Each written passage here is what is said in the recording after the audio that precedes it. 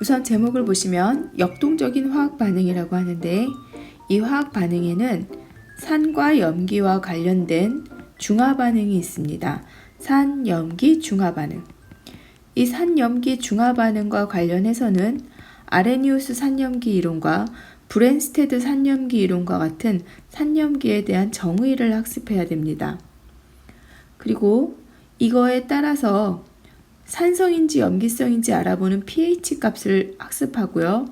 그리고 산화환원의 산과 염기의 중화 반응을 배우게 되겠습니다. 두 번째 역동적인 화학 반응은 무엇이 있냐면요. 산화환원 반응이 있어요. 산화환원 반응은 두 가지에 반대되는 그 개념인데요. 우선 산화환원의 의미, 정의죠. 정의와 그리고 산화제와 환원제를 알아보는 산화수. 마지막으로 이것이 산업적으로 어떻게 응용되는가 하는 응용 분야가 있습니다. 그렇다면 이 산염기 중화 반응에서 전제 조건은 어떤 것이 있냐면 동적 평형이라는 것을 우리가 우선 좀 알아두어야 해요. 화학에서의 평형은 동적 평형이고 물리에서의 평형은 정적 평형인데, 이 동적 평형은 겉보기에는 일정한 것처럼, 겉보기에는 멈춘 것처럼 보이는 상태예요. 그런 특징이 있어요. 그러나 속안으로 봤을 때는 역동적인 변화가 계속 있는 것이죠. 이 동적 평형이 일어나기 위해서는 그 화학 반응이 가역 반응이어야 하는데, 가역 반응이라는 것은 반응이 일어나기도 하고 또 거꾸로 일어나기도 하는 것이에요. 그러려면 농도라든가 온도라든가 또는 압력, 그 외에 정반응 위에다 화살표 해주세요. 역반응이 모두 일어날 수 있는 반응을 가역 반응이라고 해요. 모든 반응이 가역 반응이 되는 것이 아니고 일부의 반응이 가역 반응이 됩니다.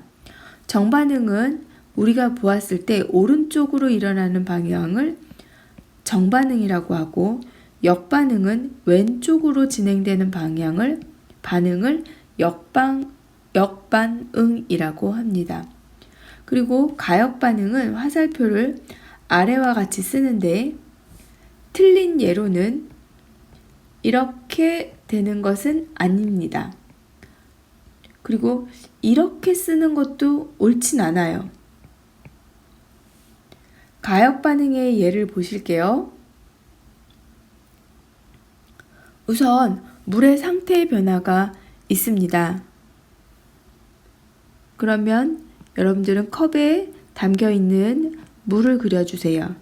컵에 담겨있는 물은 끓어서 기화가 되면 수증기가 이렇게 되지요.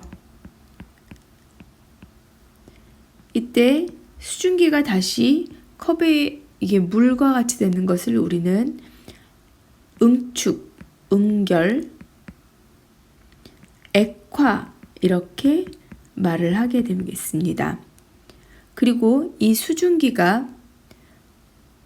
물이 수증기로 되는 것은 기화라고 하고, 기화에는 격렬하게 일어나는 기화는 끓음이 있고, 상온에서 온화하게 일어나는 기화는 증발이 있습니다. 이것을 화학 반응으로 쓰면 H2O, L이 정반응, 역반응, H2O, G가 되는 것이에요. 이거 말고도 또 H2O, L이 H2O, 솔리드가 되는 것이 있죠. 두 번째 쓴 것은 물이 얼음이 되는 것이니까 이것은 응고이고, 얼음이 물이 되는 것은 융해입니다. 예를 들어서 선생님은 안경을 쓰고 있는데 요즘 마스크 때문에 안경에 자꾸만 김이 서려요. 이 김 서리는 것이 또 좀 지나면 없어지거든요. 그러니까 이런 거는 가역 반응이죠. 그러나 안경에 기스가 생겼다. 생각만 해도 마음이 아프네요. 그런 것은 가역 반응이 아닙니다. 석회 동굴의 생성과 종류석의 생성이라고 되어 있는데요. 석회 동굴은 그 암석이 CaCO3라는 탄산칼슘이라는 암석이에요. 여기에 공기 중에 있는 이산화탄소가 기체 상태이고 그 안에 흐르는 지하수가 액체 상태이라면 이렇게 해서 이 석회암을 녹여요. 석회암, 지하수. 그래서 녹이게 되면 정반응은 석회 동굴이 만들어지는 반응이 정반응이죠. 이것이 정반응이고 그렇게 되면 CaE 플러스인 이온과 HCO 마이너스 이온이 만들어져요. AQ라고 쓴 것은 aqueous solution 이라고 하여 수용액을 말하는 거예요. 근데 이 반응의 역반응은 지하수에서 이산화탄소가 날아가고 나면 다시 암석이 생긴다는 것인데 그때는 종유석도 생기고요. 석순, 석주 이런 것들이 생기게 되겠습니다. 지구과학에서 나오죠. 염화 코발트 종이의 색깔 변화라고 하는데 우리 실험에서 푸른색 염화 코발트 종이가 있어요. 코발트는 CO입니다. COCl2 이것이 푸른색이에요. 푸른색이라고 적을까요? 그런데 여기에 물이 묻게 되면 색깔이 붉어집니다. 그래서 이 붉게 된 것을 붉은색 염화 코발트라고 하는데 이렇게 수화물이 되면 이것이 붉은색이에요. 염화 코발트가 근데 이 붉은색 젖어있는 염화 코발트가 마르면 다시 푸른색이 됩니다. 그래서 이것은 마르면 핫플레이트 위에 푸른색 염화 코발트 종이를 올려놓았습니다. 푸른색 염화 코발트 종이는 과학실에 있을 때는 푸른색인지 잘 몰라요. 이걸 좀 가열을 하면 푸른색 염화 코발트 종이가 정말 푸르게 되는데 핫플레이트에서 좀 구우셔야 됩니다. 근데 너무 구우면 타요. 색이 푸른색으로 짙어지게 되면 이제 물을 한 방울 떨어뜨려요. 그러면 붉은색으로 변하죠. 그러면 얘는 붉은색 염화 코발트 종이가 되는 거예요. 그러면 염화 코발트 종이가 다시 또 이 핫플레이트에서 마르게 되면 다시 푸른색이 되죠. 이런 게 가역 반응이에요. 염화 코발트 종이는 무수물의 색깔이 푸른색이고 수화물의 색깔이 붉은색인 매우 특이한 물질입니다. 이 붉은색 염화 코발트 종이를 올려놓았어요. 서서히 마르니까 다시 푸른색 염화 코발트 종이가 됐어요. 그럼 어떻게 할까요? 물을 떨어뜨리면 다시 붉은색이 되죠. 붉은색과 푸른색이 계속 물을 떨어뜨리고 마르고 하면은 변해요. 다시 푸른색이 됐어요. 위에 거는. 그러면 얘는 푸른색 염화 코발트 종이. 안 돼! 물을 떨어뜨렸네.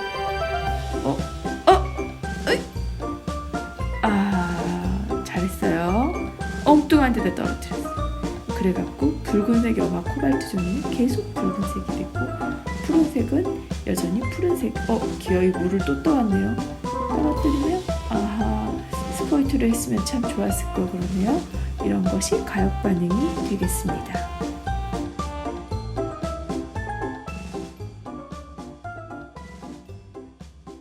황산구리 무수물의 색깔 변화를 보시면 황산구리는 CuSO4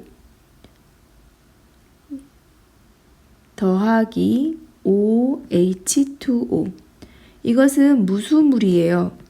무수물은 흰색입니다. 그런데 이 황산구리 무수물이 젖으면 또는 수용액에 물에 녹으면 CuSO4.OH2 이런 걸 결정수라고 해요. 그럼 화살표 반대는 마르면 이 되겠죠. 이런 것들을 우리가 가역 반응이라고 해요. 이거 외에도 하나만 더 사례를 적어 주실까요? HCl은 기체 상태, 염화수소 기체 상태에 암모니아 기체 상태가 있어요. 얘네들이 서로 만나면 NH4Cl이라는 염화 암모늄이 만들어지는데 이것이 솔리드 상태, 고체 상태예요. 그런데 이것을 가열하면 다시 둘로 나뉘어집니다. 그래서 가열하면 얘네는 만나면 이렇게 가역 반응이 또 다른 예가 있어요. NH4Cl은 염화 암모늄. 비가역 반응 볼게요. 한쪽 방향으로만 진행되는 반응. 세월이 흘러가는 거, 시간이 가는 거, 늙는 거 이런 것들은 거의 한쪽 방향으로만 진행이 되는데 역반응에 비해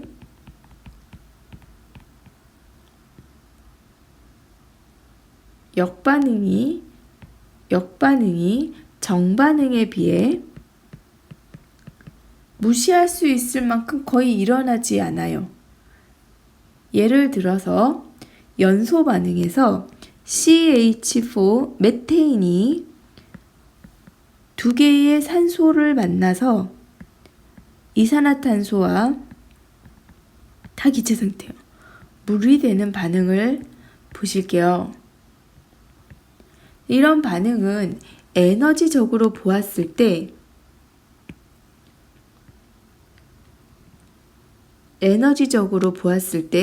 상당히 낮아지는 반응이에요.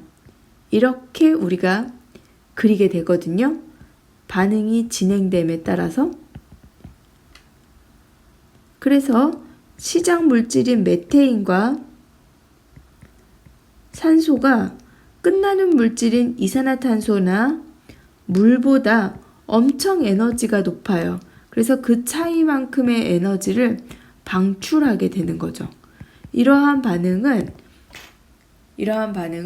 역반응이 거의 일어나기가 어렵습니다.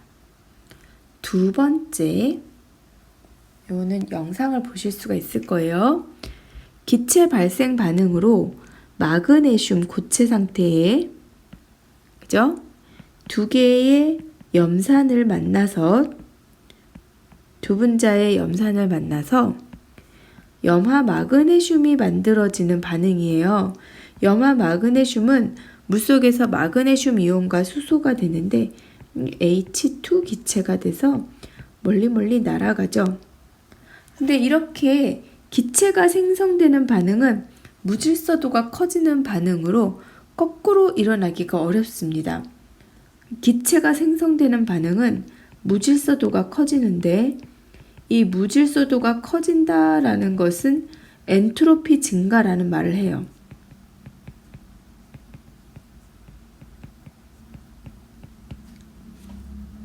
엔트로피가 증가되는 반응의 특징은 기체가 생성된다던가 아니면 만들어지는 이 분자 수가 증가하는 경우, 그 다음에 세 번째로는 뭔가 섞이는 반응의 경우, 종류가 다양해지는 그런 반응은 엔트로피가 커집니다. 산염기 중화 반응 중에서 강산과 강염기 중화 반응은 대표적으로 정반응만 일어나요. 염화수소에 염산에 A, Q 더하기 NaOH AQ는 물이 만들어지고요. 물은 상당히 안정한 물질이거든요. 그리고 NaCl, AQ 이렇게 온화한 물질이 만들어지는 경우에는 강한 물질보다 자연은 이런 온화한 물질을 좋아해요. 그런 경우엔 역반응이 또 일어나지 않습니다. 앙금 생성 반응. 이 앙금 생성 반응이라는 것은 어떤 것이냐면 NaCl과 같은 그 수용액에 여기에 Cl-이온이 있어요. AgNO3와 같은 수용액을 집어넣는데 여기에는 은이온이 들어있습니다.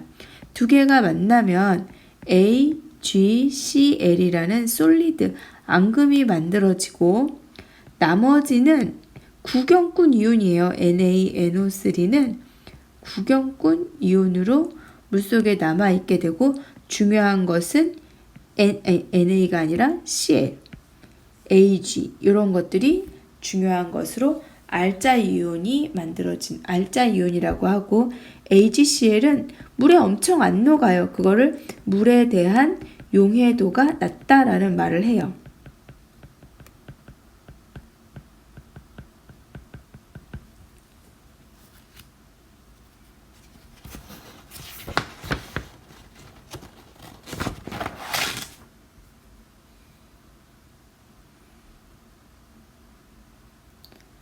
이제 본격적으로 동적 평형에 대해서 알아보도록 하겠습니다. 동적 평형에 몇 가지 사례가 있는데요. 동적 평형은 우선 첫 번째, 정지한 것처럼 보여요. 정지한 것처럼 적으실까요? 정지한 것처럼 보인다. 근데 정지한 건 아니죠. 그쵸? 두 번째, 정반응과 역반응이 같은 속도로 일어나고 있는 거예요. 그래서 정반응 속도와 역반응 속도가 같다.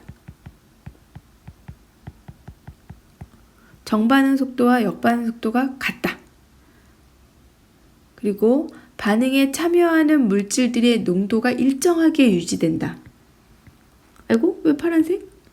반응에 참여하는 물질들의 각 농도가 일정하게 유지돼요.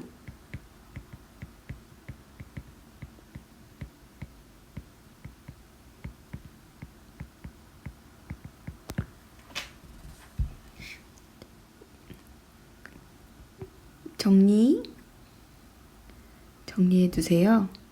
이렇게 정리할까요?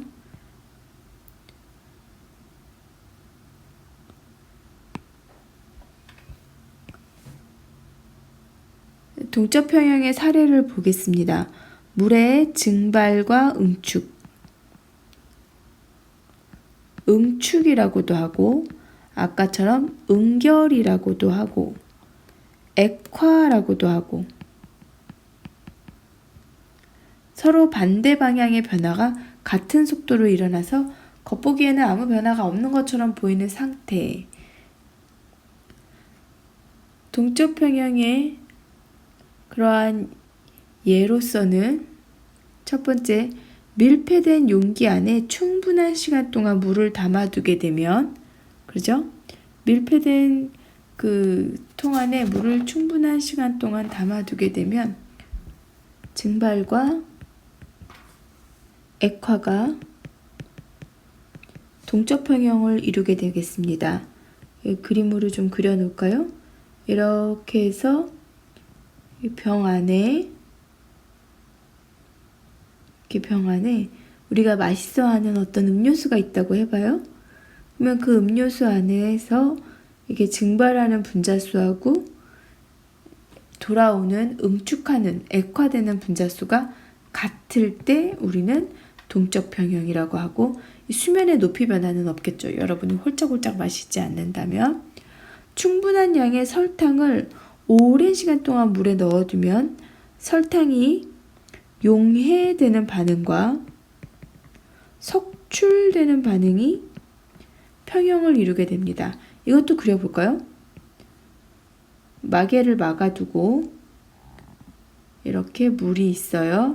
여기에 여러분들이 설탕을 이만큼 놓았다고 했을 때 오랜 시간이 지나면 설탕이 녹는 속도와 그 다음에 녹은 설탕이 다시 돌아와서 응축되는 속도가 같아져서 결국 설탕 양에는 변화가 없는 것처럼 보이는 상태라고 합니다.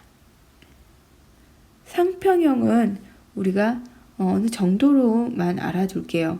상이라는 건 일정한 온도와 압력에서 그 물질이 갖고 있는 물리적인 형태인데요. 두 가지 이상의 상태가 같이 있을 때 서로 상태 변화가 일어나는 속도가 같으면 겉보기에는 상태 변화가 일어난 것이 않는 것처럼 보이는 상태. 예를 들면 0도씨에서 물과 얼음이 같이 있는 상태? 이런 것 등이 될 수가 있겠죠.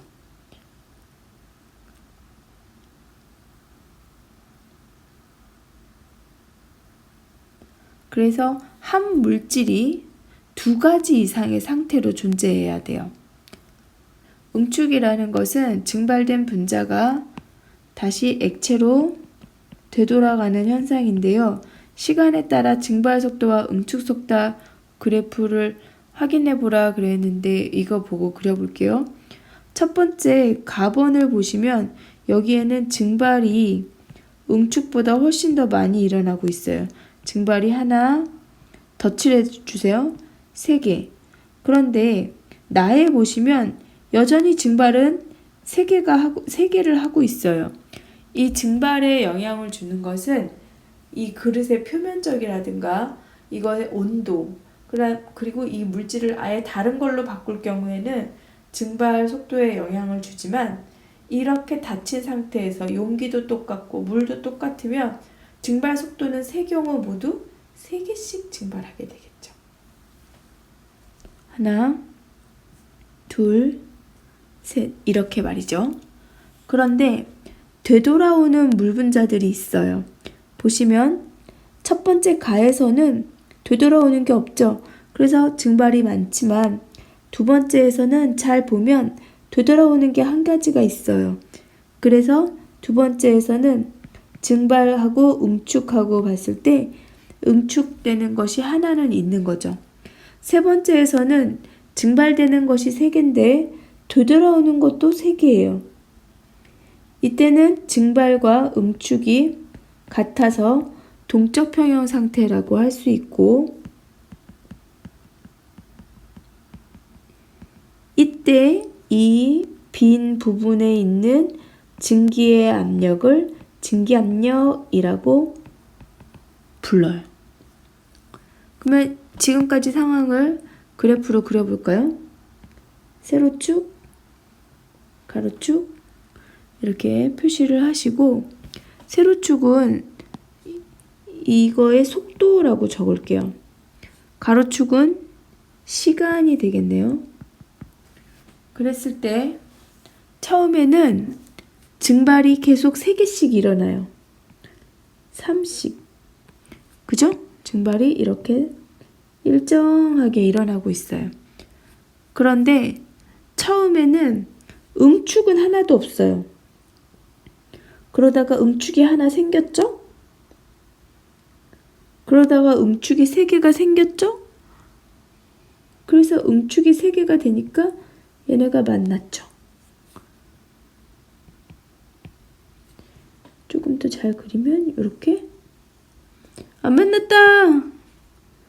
이렇게 여러분 만나게 그렸어요. 이렇게 해서 두 개의 그래프가 이렇게 만나는 이때 그 만나는 시점을 요점이라고 했을 때 이 t초 이후가 동적 평형이 되는 거예요. 그리고 이때를 우리가 증발, 속도, 아래쪽을 응축, 속도라고 하죠. 여러분들 이 상태에서 온도를 높이면 증발 속도가 높아지고 더불어 응축 속도도 같이 높아져요. 아, 그래프 밑에 그려놨네. 아이고 잘 그렸다. 자, 융해와 음고를 볼게요. 융해라는 것은 고체가 액체가 되는 거고, 음고라는 것은 액체가 고체가 되는 거예요.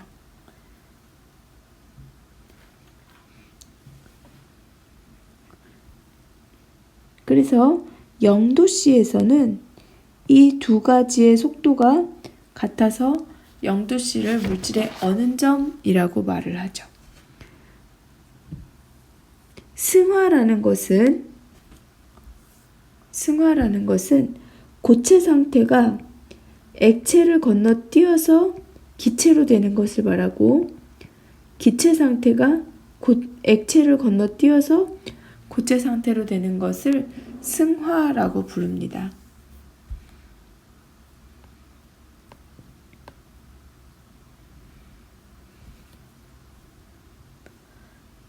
자, 그 다음에 용해평형을 볼게요. 용해평형은, 용해라는 것은 용질과 용매가 만나서 용액이 되는 것을 용해라고 불러요. 이때 용매는 물이라고 하고 용질은 포도당이라고 했을 때 이 용액은 포도당 수용액이 되겠죠. 이런 식으로 말을 하는데, 이 반응의 거꾸로를 우리는 뭐라고 하냐면 석출이라고 합니다.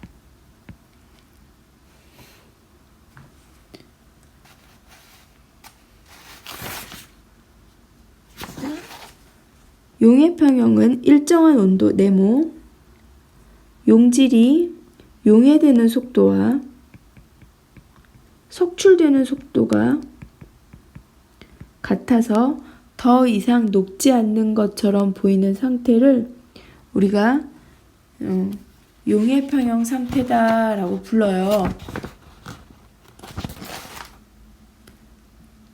그런데 이 용해평형 상태에는 세 가지의 점이 있어요.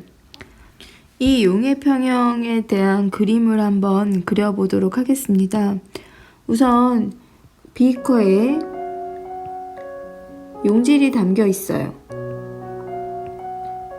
그리고 물이 있겠죠? 그런데 처음에는 이 용질이 바로 들어왔기 때문에 용질이 바로 녹기 시작하겠죠. 그래서 용질이 이렇게 녹아요. 하나, 둘, 셋. 용질 입장에서 봤을 때는 이제 녹기 시작했으니까 이 물속을 아직 덜 채운 상태죠. 그래서 더 많이 녹을 수 있는 상태예요.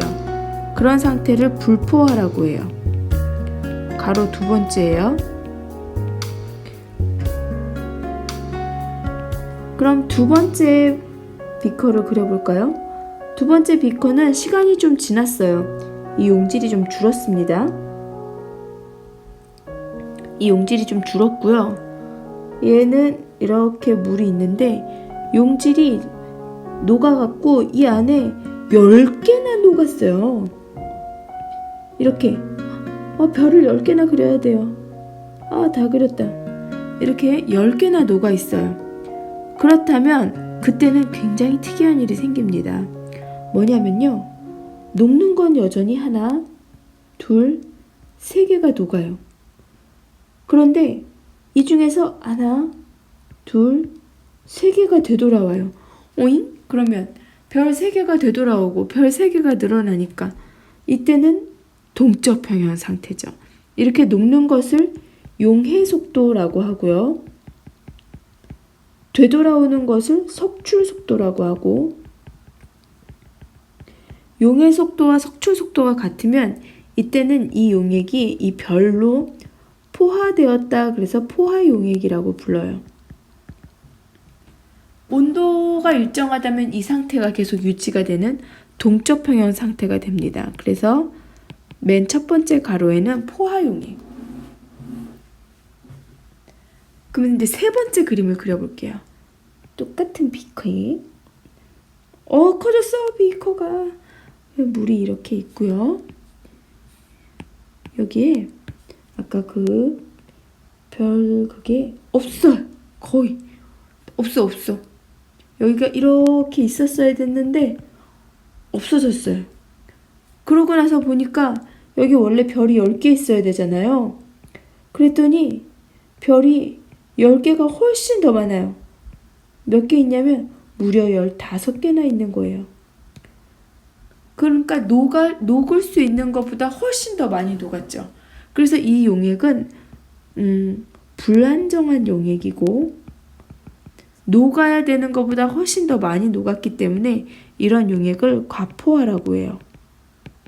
이런 과포화 용액은 불안정하기 때문에 외부에서 충격을 이렇게 땡땡땡땡땡 충격을 가해주게 되면 어떤 현상이 일어나냐면요. 다시 하나, 둘, 셋, 넷, 5개가 슝 하고 다시 들어오게 됩니다. 석출되게 되겠어요. 그래서 이때 불안정한 이 과포화 용액의 상태에서 외부에서 어떤 충격을 주게 되면 석출이 막 일어나게 됩니다. 우리는 이 3개 중에서 얘를 중요하게 생각해요. 일정한 농도에서 녹을 수 있는 최대량이 정해져 있다는 거죠. 그것을 정리해보면 용해도라는 말을 하는데 일정한 온도에서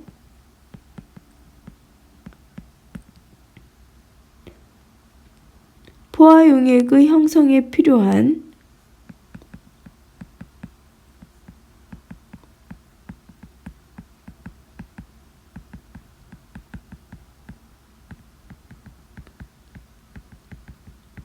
중요한 단어네요. 포화 용액 네모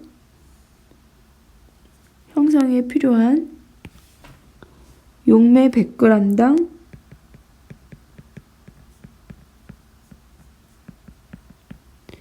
녹아있는 용질의 양.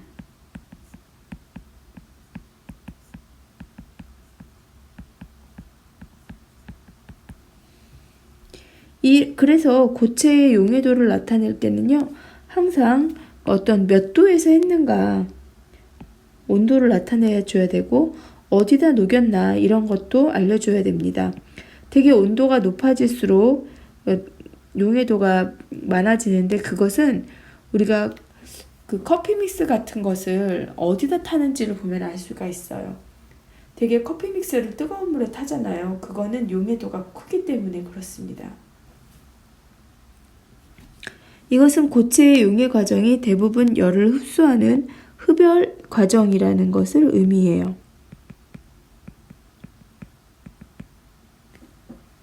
용해도 곡선은 온도에 따른 용해도 변화 그래프인데 고체의 용해도 곡선을 함께 분석해 볼게요.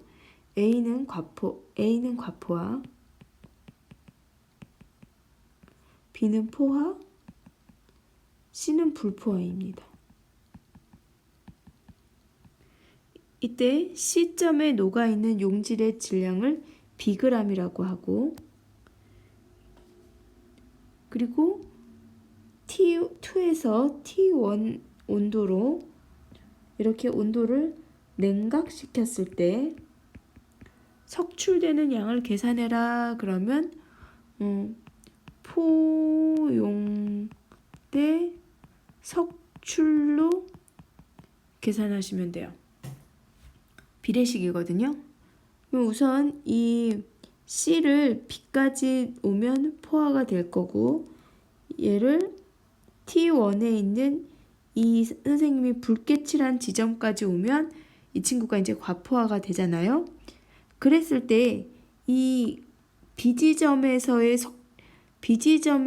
용액의 양은 얼마냐면 이 그래프가 항상 물 100g을 포함하고 있기 때문에 100 더하기 Bg이고 그래서 포용대 자 이제 석출량을 보시면 석출은 B에서 A를 빼면 석출되는 양이 나와요. B 빼기 A가 되고 그리고 내가 지금 갖고 있는 포화 용액의 질량 때 얼마가 석출될까 하는 석출을 예상하는 양. 이렇게 비례식을 세워볼 수가 있습니다. 옆에 있는 그래프를 볼게요. 여기에서 보시면 이 하나의 요 물질만이 좀 특이한 경향이 있죠. 그쵸? 황산 세륨이라는 물질인데요. 이것은 온도가 높아질수록 더 안 녹고 나머지는 온도가 높아질수록 잘 녹는데 특히 잘 녹는 것이 질산칼륨이에요. 이 질산칼륨을 염화나트륨과 함께 결정화시켰다고 해봅시다. 질산칼륨과 염화나트륨을 같이 결정화시키면 누구만 재결정이 되냐면요. 질산칼륨만 재결정이 돼요. 왜냐하면 질산칼륨은 60도씨에서 이렇게 많이 녹을 수 있는데요. 온도가 낮아지면 녹을 수 있는 양이 줄거든요. 그래서 그만큼이 석출돼야 되지만 염화나트륨은 용해도 변화가 별로 없어요. 그건 다행이죠. 만약에 겨울철에 소금이 바닷물에 조금 녹는다고 하면 그 북극과 남극 바다에는 소금 결정이 있을 거예요. 그죠? 근데 다행스럽게도 소금은 온도에 따라서 용해도 차가 크지 않아서 물고기들이 삼투압을 잘 유지하면서 살 수 있어요. 예제가 있네요. 60도씨인 400g의 질산칼륨 포화용액을 10도씨로 냉각시켰을 때 몇 g이 석출되겠는가? 60도씨를 찾아요. 질산칼륨을 찾아요. 10도씨를 찾아요. 그러면 점을 찍어요. 60도씨의 질산칼륨 10도씨로 냉각시켰어요. 그러면 식은 포용돼 석출되는 양으로 선생님이 계산하라 그랬죠. 우선 포화용액은 여기에 100이 있고 여기에 100이 있기 때문에 용액이 100, 용질이 100 해서 포화용액은 200g이고 석출되는 양은 20, 40, 60, 80 석출되는 양은 80g이 석출되겠네요. 여기다가 석출량이라고 적을까요? 그런데 지금 내가 준비해 온 것은 400g이에요. 그래서 400대 x 이렇게 푸시면 답을 구할 수가 있습니다. 그럼 몇 g이 나올까요? 2배네요. 160g이 석출되겠어요.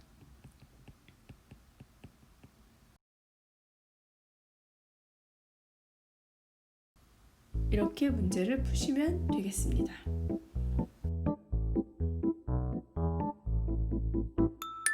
아세트산 나트륨의 포화 수용액이에요. 흔들어도 별로 변화가 없어요. 용해 속도하고 석출 속도가 같아서 겉보기에는 그냥 아무 일이 없는 듯이 멈춘 것처럼 보이죠?